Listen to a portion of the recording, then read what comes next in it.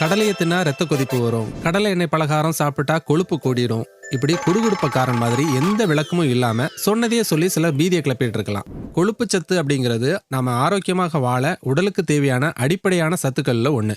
கொழுப்புனாலே தேவையில்லாத ஒண்ணு அப்படிங்கிற எண்ணம் பலருக்கு இருக்கு. இது சரியானது இல்ல. கொழுப்புல நல்ல கொழுப்பு, கெட்ட கொழுப்பு, இப்படி 2 வகை இருக்குது.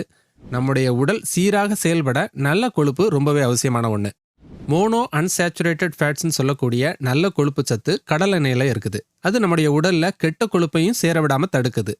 ஸோ டயட்டுங்கிற பேர்ல எண்ணெய் பொருட்கள் சாப்பிடுவதை முற்றிலும் தவிர்க்கிறத விட்டுட்டு நல்ல கொழுப்பு சத்து உள்ள உணவுப் பொருட்களையும் சேர்த்துக்கலாம். எதுவும் அளவாக இருக்கிற வரைக்கும் ஆபத்து இல்லை.